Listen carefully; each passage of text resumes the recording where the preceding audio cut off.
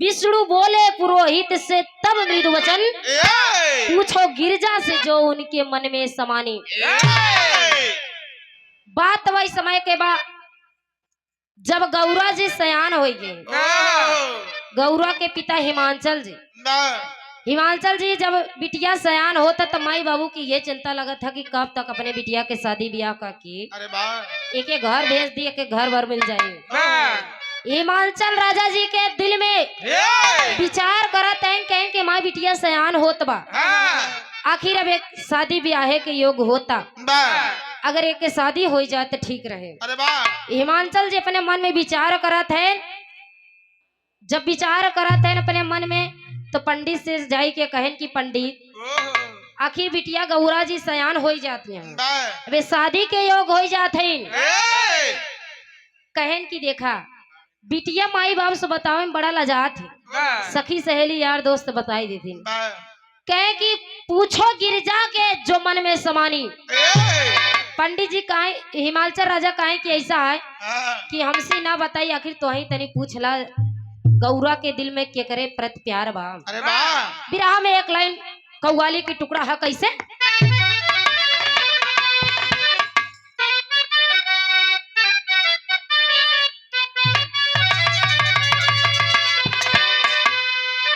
यह कव्वाली की टुकड़ा बा कि बेवफा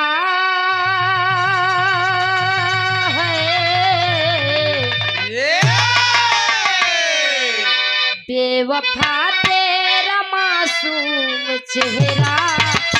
भूल जाने के काबिल नहीं है। बेवफा तेरा मासूम चेहरा भूल जाने के काबिल नहीं है। बेवफा तेरा मासूम चेहरा भूल जाने के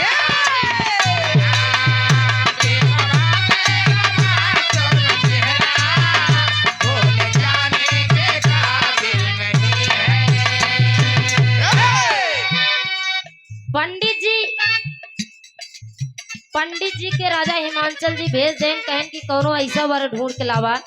हमारे बिटिया के एकदम जोड़ा एकदम सटीक पड़े। जब इतनी बात कहें कि पंडित जी पूरा हेर डालें चारों ओर ना मिले, तब जाए के राजा हिमांचल जी से कहते का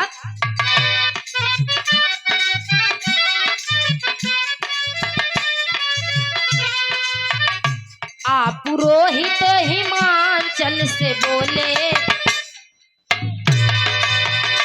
आप पुरोहित हिमांचल से बोले योग्य पर कोई मिलता नहीं है। आप पुरोहित हिमांचल से बोले योग्य पर कोई मिलता नहीं है। आप पुरोहित हिमांचल से बोले योग्य पर कोई, आप पुरोहित हिमांचल से बोले योग्य पर कोई मिलता नहीं है। आप पुरोहित हिमांचल से बोले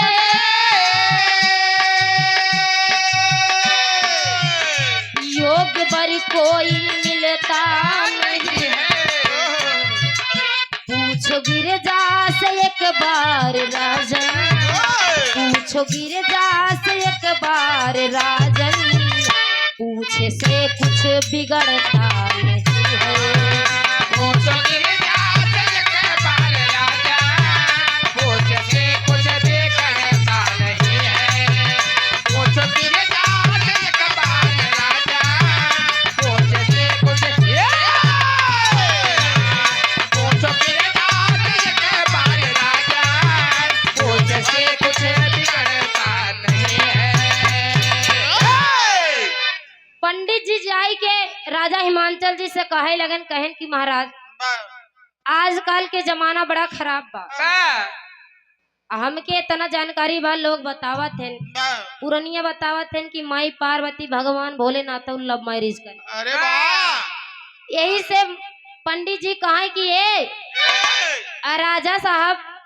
अगर पूछ ले बा, पूछे से कुछ बिगड़ी ना, तनी से पूछ ला गिरिजा जी के दिल में के करे लिए प्यार बा।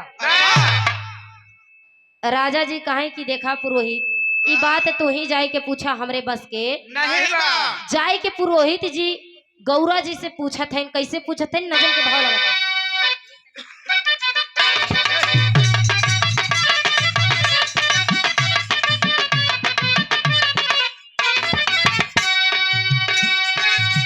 पुरोहित बोले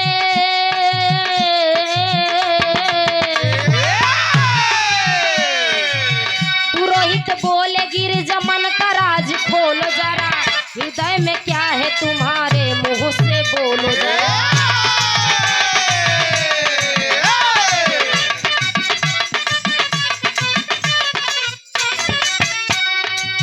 बोली गिरजा पुरोहित,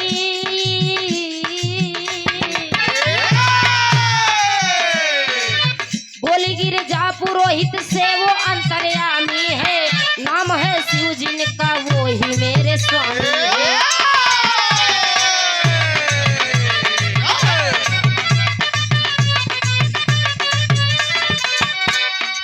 सेवा शिव चरण की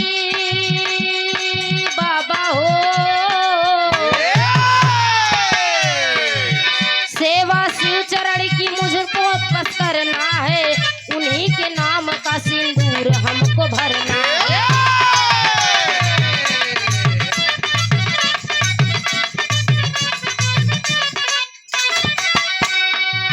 पुरोहित राजा जी से बात सब बताए हैं, पुरोहित राजा जी से बात सब बताए हैं, तिलक राजा पुरोहित नाव से पठाए हैं, तिलक राजा पुरोहित नाव से पठाए हैं, तिलक राजा पुरोहित नाव से पठाए हैं।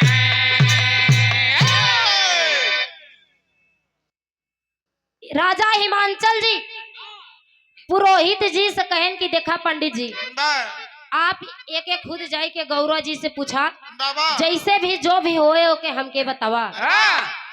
जाए के पंडित जी गौरा जी से कहन कि देखा गौरा, आखिर तार माई बाबू इतना परेशान होवे, जब इतना परेशान होवे काहे नहीं के बता दे तू कि तोरे दिल में केकरे लिए प्यार बा। तब गौरा जी कहे कि देखा महाराज, हमरे लिए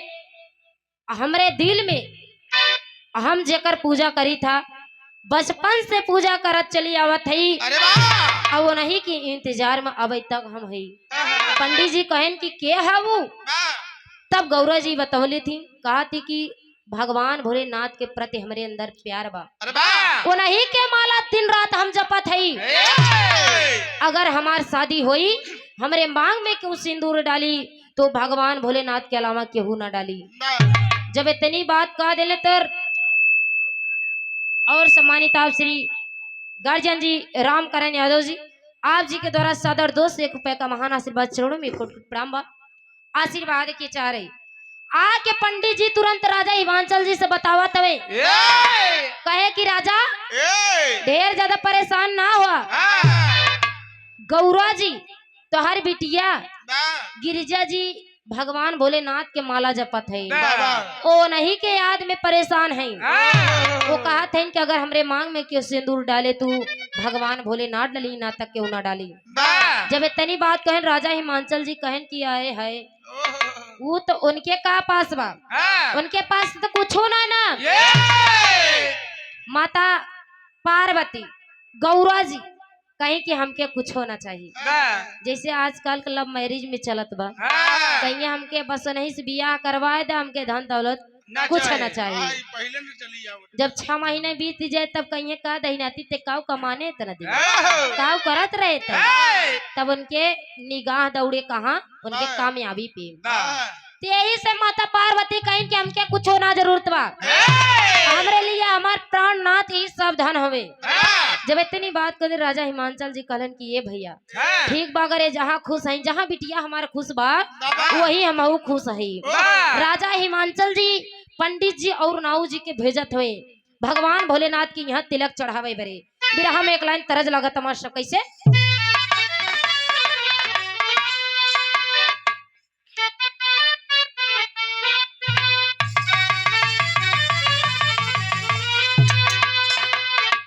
यह तरज के नमूना है कि जब से गवानावा के दिनवा धराइल रतिया ननी दयावे देह पियराइल जब से गवाना के दिनवा धराइल रतिया ननी दयावे देह पियराइल जब से गवाना के। लेकिन हमारे कवि जी सम्मानित आप श्री हरिश्चंद्र हलचल कवि जी इस गीत में बड़ी मार्मिक लाइन लिखते हैं बाबूजी। क्या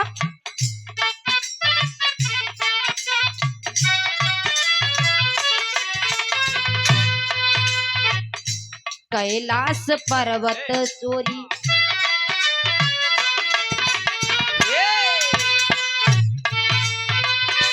कैलाश पर्वत ओरी चले दोनों जानवा कैलाश पर्वत ओरी चले दोनों जानवा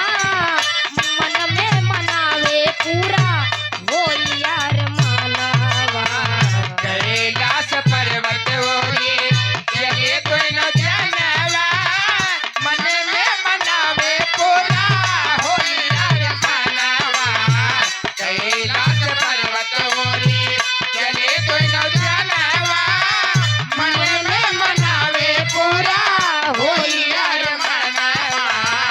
कैलाश पर्वत ओरी। पुरोहित जी और नाऊ जी दोनों जने चल रहे रास्ता में जात हैं अपने दिल में दोनों जने विचार करत हैं कहत हैं कि अगर ये मनोकामना पूरी हो जाए तो हमारे लोग आओ सफल हो जाए। कहत है का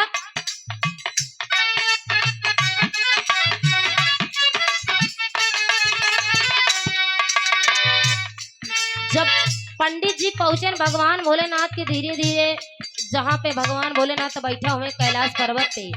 चढ़ाई करत हवे तो कहत है का ऊंचा पर्वत देखा काठी ने चढ़ाई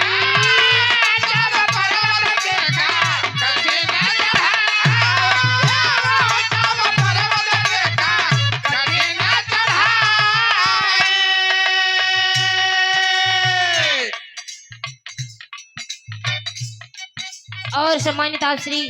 चंदन यादव जी लड़का के चचा श्री आप जी के द्वारा सदर 101 रुपए का महान आशीर्वाद चरणों में कोट कोट प्रणाम बा। आशीर्वाद के चारे ऊंचा पर्वत देखा काठी न चढ़ाई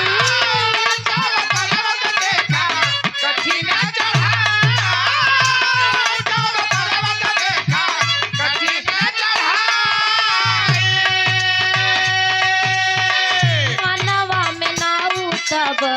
गावा घबराई। इनके फरमाइश बगारी एक लाइन लगाए दे पैसे तो वही में गहरन भुलाएंगे।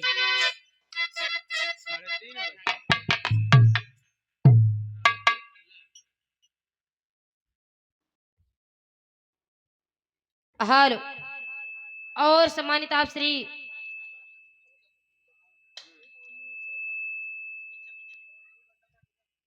बड़े भैया सम्मानित आप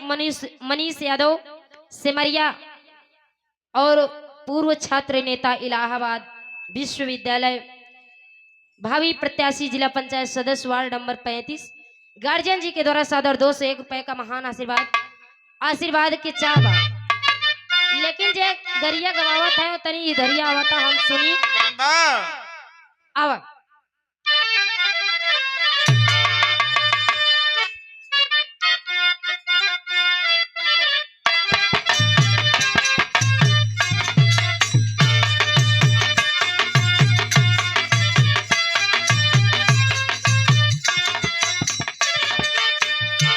हमार माताएं बहने गावत है कैसे कहां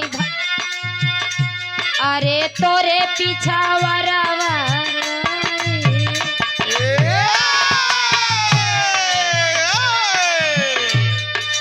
तोरे पीछा वराई चवराई भला तोरे पीछा वराई चवराई भला तोरे पीछा वराई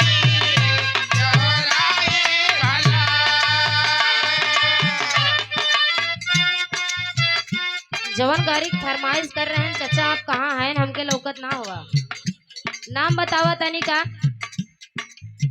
ना आऊ बात तो फिर हम बिरहा सुनाई देवी। इधर आवा पहले हमके नाम बतावा। ये नहीं के गरिया एक बार हाँ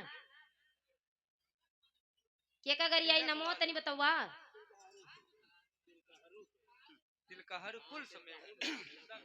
आवा तोरे पीछा वारा वाराई चवराई भला तोरे पीछा वारा वाराई चवराई भला तोरे पीछा वारा वाराई चवराई भला उरैया खोटन गई तिलकारू के बहिनिया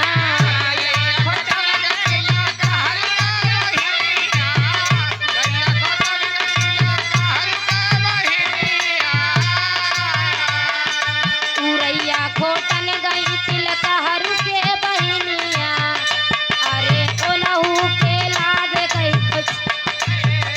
चवराई भला ओनहु के लागे खजुआई चवराई भला भला ओनहु के लागे खजुआई चवराई भला तोरे पीछा वारा वाराई चवराई भला तोरे पीछा वारा वाराई चवराई भला तोरे पीछा वारा वाराई चवराई भला।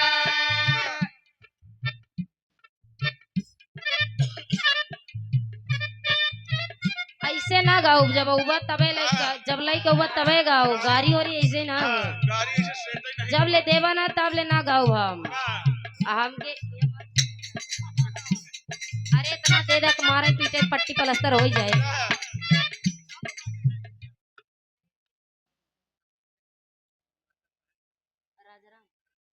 अच्छा ये देखा सम्मानित आप हमारे गार्जियन जी आदरणीय आप श्री शैलेश यादव लड़किया के बड़े भाई वाह एक दिन समय आपको कहे चिंता न करे आहब जी के द्वारा 501 रुपया के महान आशीर्वाद जेका गाड़ी चेंज करवाए खोए आई जाए भैया नाम बताए गया राजा राम भैया और का बताए कमलेश भैया उरैया खोटन गई उरैया खोटाई गई राजा राम के बहिनी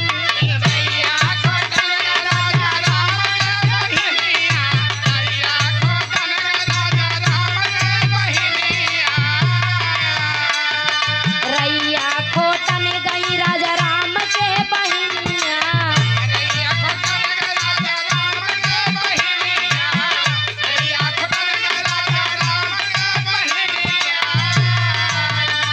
अरे ओनहु के लागी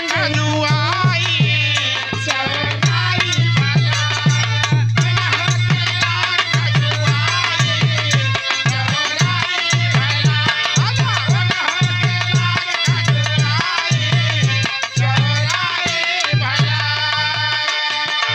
उरैया खोटन गई कमलेश के बहिनिया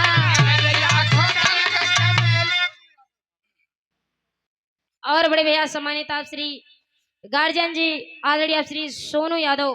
भाभी प्रधान गार्जियन जी के द्वारा सादर 101 रुपया गाड़ी नहीं बदले ना बता दिया भैया गाड़ी नहीं बदले ना उरैया खोटन गई कमलेश के बहिनिया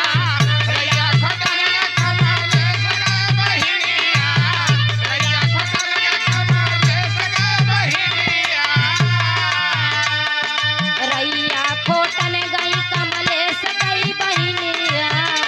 अरे ओनहु के लागी गई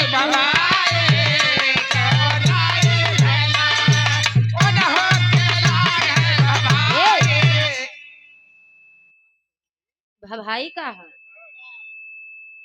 हम कहते लागी गए कुनाई तो कहते ना नौक लाग गए भभाई उरैया खोटन गई कमलेश कई बहिनिया रैया खोटन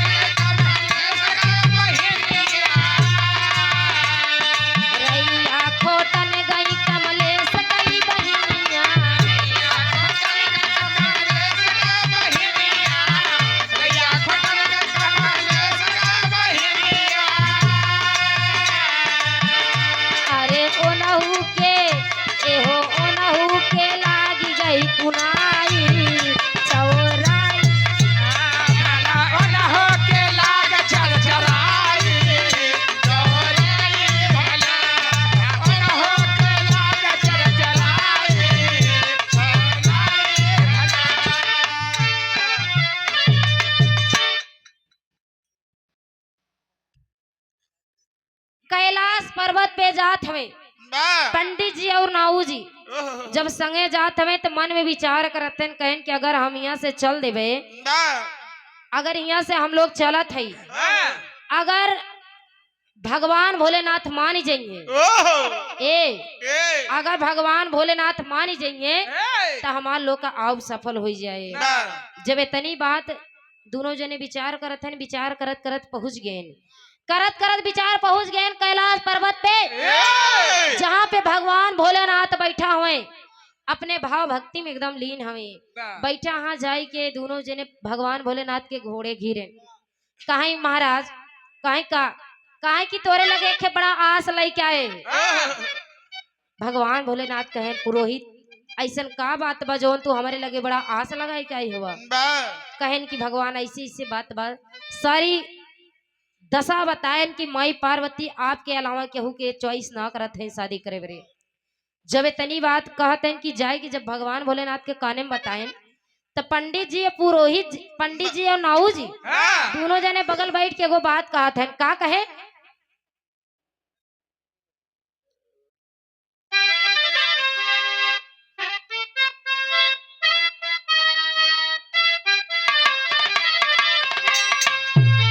अरे भवानी तोहरी मारल मतिया अरे भवानी रे राम रे भवानी तोहरी मारल मतिया कैसन दुल्हा हेरलू सुनू न केहू के बतिया भगवान भोलेनाथ आसन मार के बैठा रहे पुरोहित और नाऊ जी जाए कि देख उनकर शकल सूरत हड़बड़ाई गई कहे कि सर करीबा करे का बाटे जा गौरा तोहर एकदम किस्मत फूट गया तोहरे कुछ समझ में ना आए तोहर एकदम किस्मत फूट गया बा कौनो जतन भैया भगवान भोलेनाथ के मनाई के वहां से उनकी टीका लगाई के और जब टीका लगावत हुए जब टीका लगावत हुए पुरोहित जी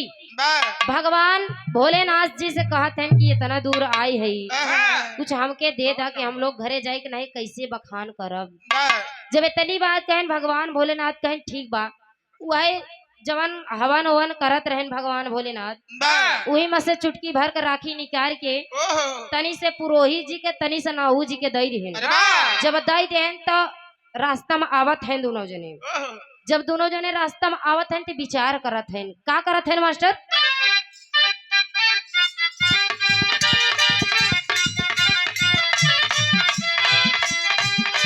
एक दूसरे के दिल से मिलान करत हैं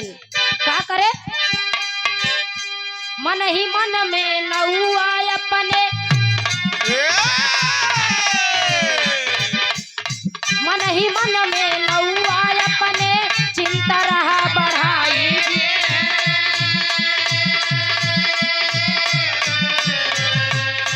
आंख मूंद कर शिव शंभू जी रहल ध्यान लगाई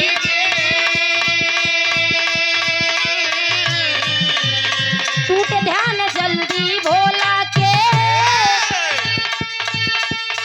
भोला पंडित बताई जी खोलता अखिया त्रिपुरारी से खोलता अखिया त्रिपुरारी से दे भाई बात बताई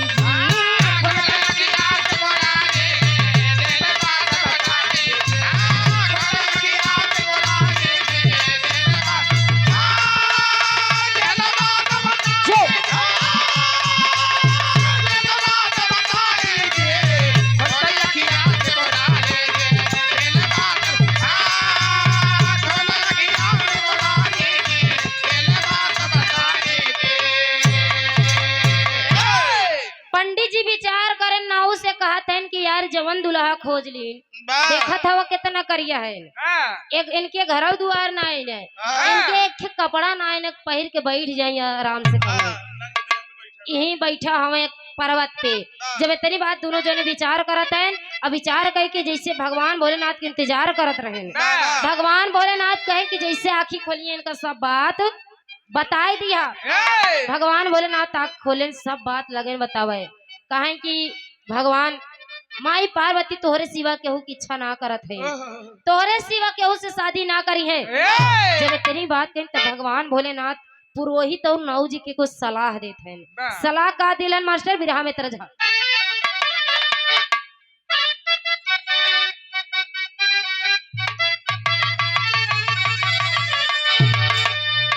यह तरज के नमूना बा ए चाचा तनी देखा हो जितना एकर बा इतने यू के कदा दोनों को उठा दिया कि हम पीतिया के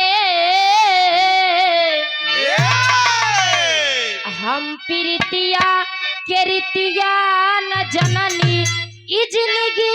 जवान हो गई। हम प्रीतिया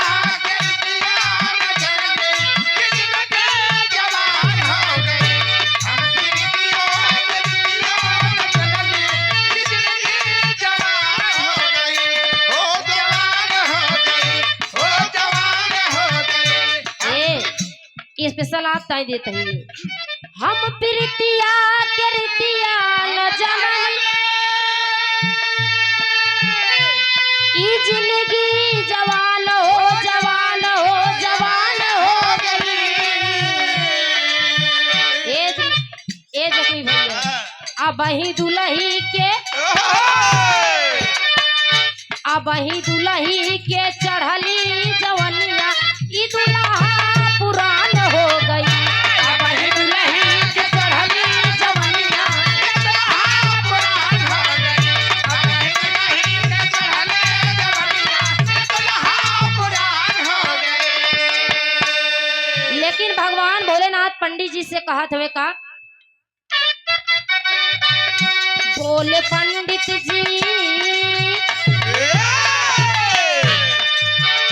भोले बोले कि पंडित जी बिचारा गुजारा कैसे गिर जाके होई। भोले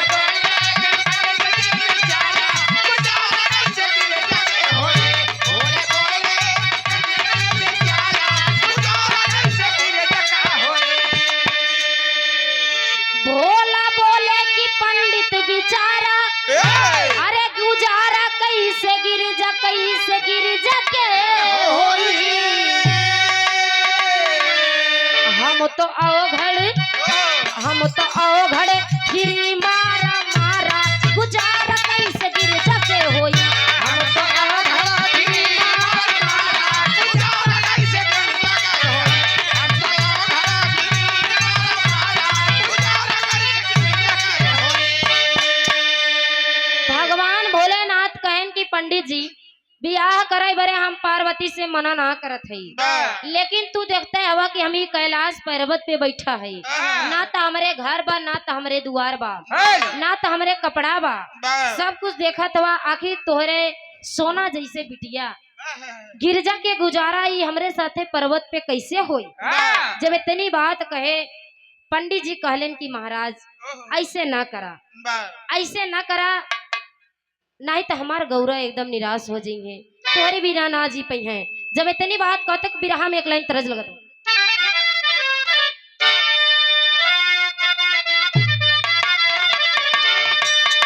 यह तरज हा कि अरे झकोरा मारे झूलनी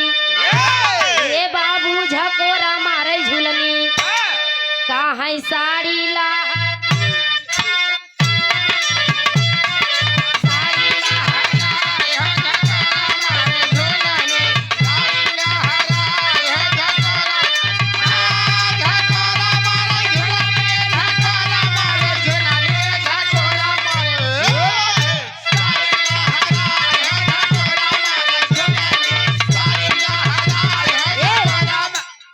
अरे राम घुसुरी गव बरधा ए बाबू घुसुरी गव बरधा कहाँ सड़ी आई माझारी घुसुरी गव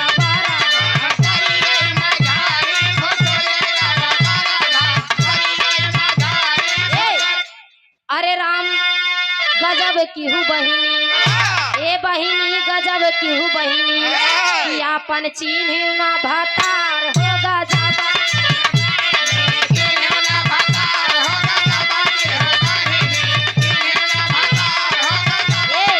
हमारे मुड़ी कटनी ए बाबू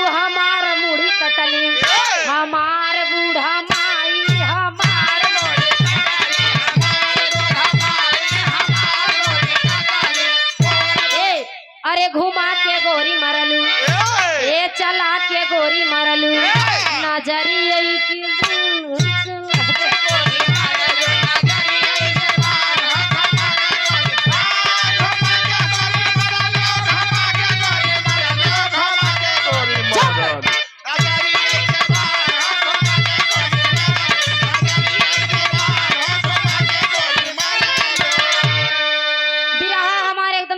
नजदीक आए भैया के ज्यादा से ज्यादा 5 मिनट में नंबर दे उधर से तैयारी रहे लेकिन तिलक चढ़ावे बरे पुरोहित जी और नाऊ जी जब चलत हमें तो कहा थे का अरे राम मगन भैले पंडित ए बाबू मगन भैले पंडित आए तिलकिया चढ़ाई हो मगन भैले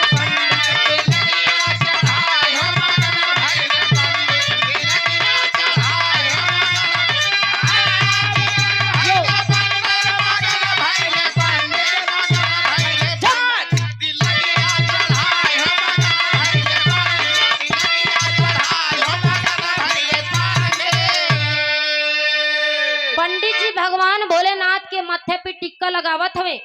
लगाए के जब टिक्का लगावत हवे तो पंडित जी अपन वही आंचल वही टोक धोती के फैलावत हवे कहे कि भगवान भोलेनाथ आखिर हम जात है हमके कुछ दे दा कैसे कहे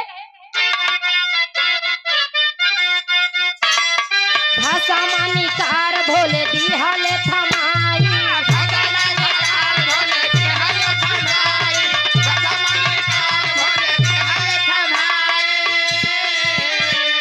पंडित माथे लाए नाऊ गावा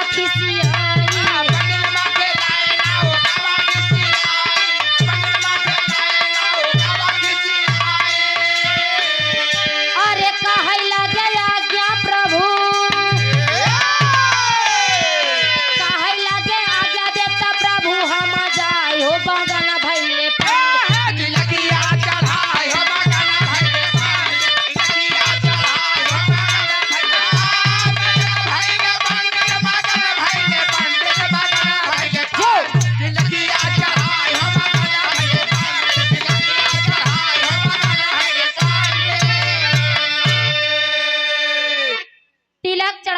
पंडित जी और नाऊ जी दोनों जने तिलक चढ़ाए देन पंडित जी आंचल फैलाए के कहन कि महाराज हम जात तो आई घरे लेकिन कुछ दे दा भगवान भोलेनाथ वही चुटकी भर भस्म निकाल के राखी निकाल के चुटकी भर दोनों जने दे देन जब दोनों जने दे देन पंडित जी ओका माथे चढ़ाए देन लेकिन जो नौआ रहा बड़ा खिसियाउल रहा भैया नौआ बड़ा खिसियाउल रहा वो ऐसे खिसियाए कि रह कहा इतना दूर आए हम नाऊ ऐसे होशियार होते इतना दूर कहा कि आए हम पूरा पर्वत पहाड़ कैसे कैसे चढ़ के आए हमका जाते थी हमका राखी देता है ये हम तुम्हारी इज्जत करत है ये तू हमारी इज्जत करत हुआ इतनी बात कहिए भैया पंडित जी कहे कि महाराज विदाई करब चलिए अपने घरे पंडित जी तो जनते हैं कि भगवान भोलेनाथ के महिमा परम्पार बा दोनों जने की विदाई करें भगवान भोलेनाथ चल दे दोनों जने चल दे तो रास्ता में विचार करत हन का बिरहा में आलस लगा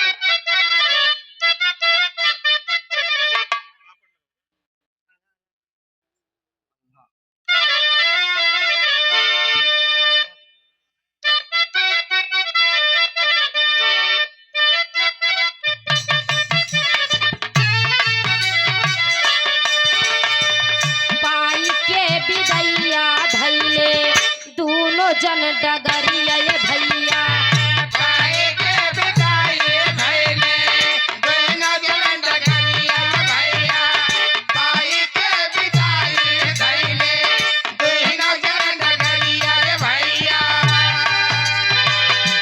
पंडित से नाऊ देखा करई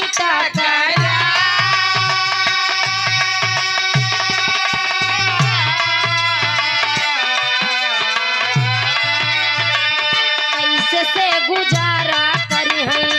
ओ घर के साथ हो गौरा कैसे के गुजारा करी है ओ घर के साथ गौरा कैसे गुजारा करी है ओ घर के साथ गौरा तानवा पे नाही कपड़ा नाही घर दुआ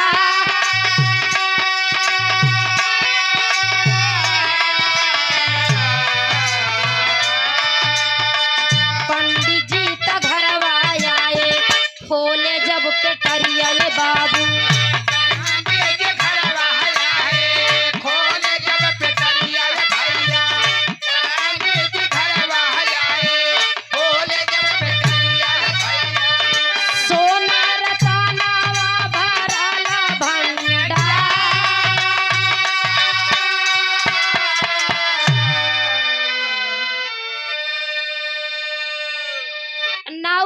पंडित जी रास्ता में एक दूसरे टकरार करत हैं। पंडित जी कहे कि का हो तू कहे बड़ा मुरझान है, कहे कि इतना दूर गए हमका चुटकी भर के राखी दे हैं। नाऊ जी का करें जाते रहे रास्ता में गंगा जी मिले वही बहाई देन कहन कि हमके ना चाहिए राखी होकी। पंडित जी संतोष के उहे राखी ले चला गए अपने घरे। जब अपने घरे गए राखी के उहे गठरी जब खोलेन एक चुटकी राखी वो गठरी में बांध के लेके आए। जब गठरी खोलेन तो देखें कि पूरा गहना ही गहना सोना ही सोना भरा इसमें। जब इतनी बात कहें पंडित जी एकदम खुशी हुई है। खुशी हुई के कहें बारे भगवान भोलेनाथ महिमा परंपार है तुम्हारी। भगवान भोलेनाथ के गुड़ गावत हैं अपने घरे बैठ के। इधर नाऊ जी अपन फेंक फाक के गुसियाई के अपने घरे चले गए। जब इतनी बात हुई बिरहा में पापट के भाव से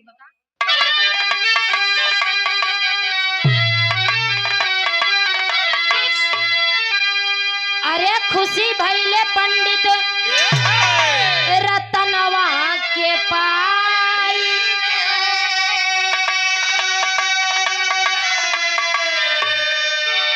खुशी भइले पंडित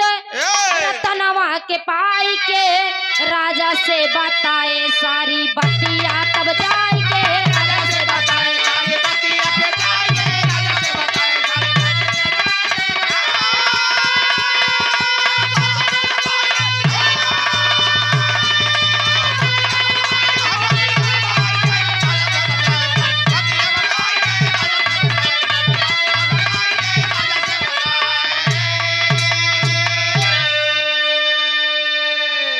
जब पंडित जी देखें पूरा सोना सोना जाए के राजा हिमांचल जी के पास कहें कि महाराज धन्य हो जाई है गौरा जैसे। अरे पई है भोलेनाथ के अरे उमा भवानी मन है मन में अरे जो है अपने साथी के। अरे बतिया तू माना ये राजन अरे ले बा तू बोला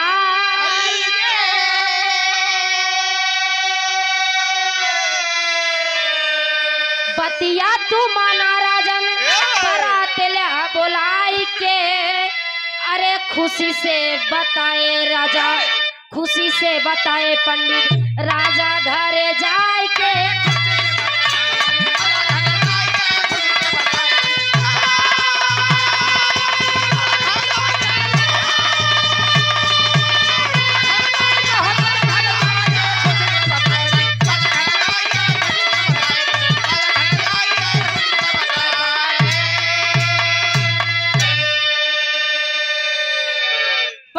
सारी बात जाए के राजा हिमांचल जी से बताएं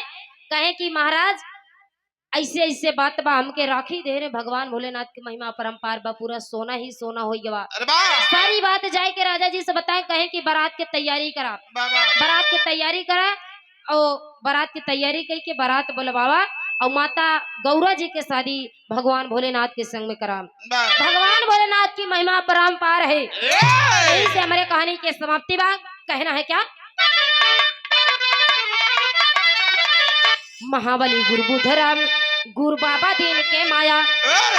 कथन किए कवि राजस चमन जी भाई मेरे टीम ने सजाया हो। अरे भवानी तोहरी मारल मातिया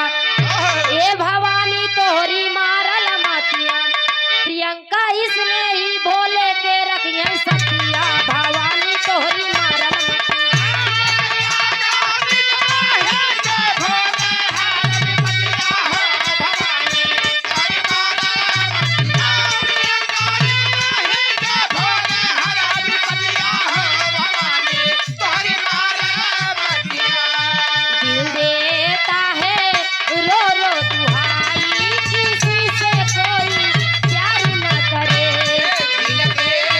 है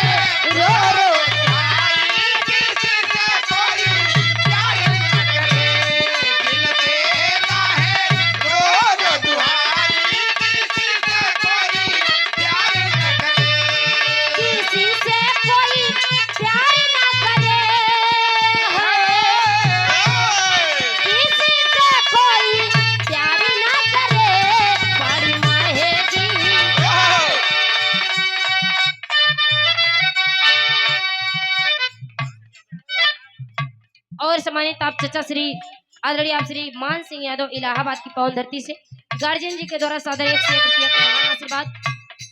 किसी से कोई